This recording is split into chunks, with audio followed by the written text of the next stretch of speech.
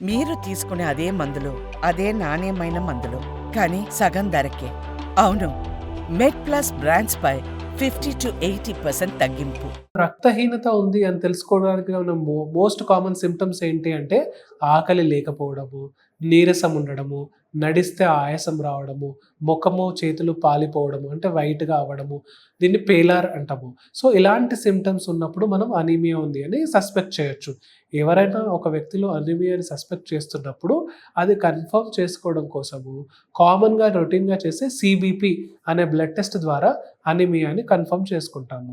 ఒకసారి హిమోగ్లోబిన్ 13 కన్నా తక్కువగా ఉంటే దానిని మనం అనీమియా అంటాము.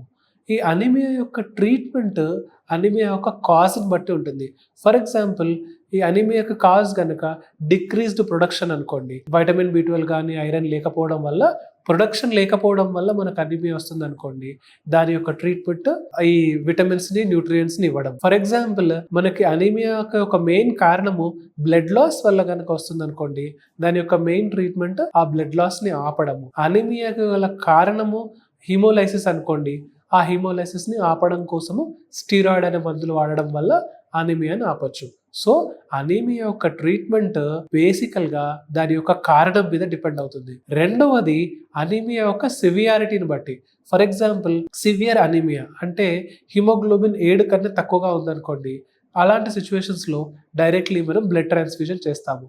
సెకండ్ మోడరేట్ అనీమియా అంటే 7-10 వరకు హిమోగ్లోబిన్ ఉందనుకోండి. వీళ్ళల్లో ఇంజెక్షన్స్‌తో మనము అనీమియాని కవర్ చేస్తాము. మైల్డ్ అనీమియా అంటే 10-12 వరకు ఉందనుకోండి.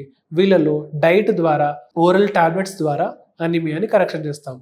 సో, అనీమియా యొక్క ట్రీట్మెంట్ దాని కారణాన్ని బట్టి, రెండవది అది మైల్డా, మోడరేటా, సివియరా దాని యొక్క సివియారిటీని బట్టి ఉంటుంది.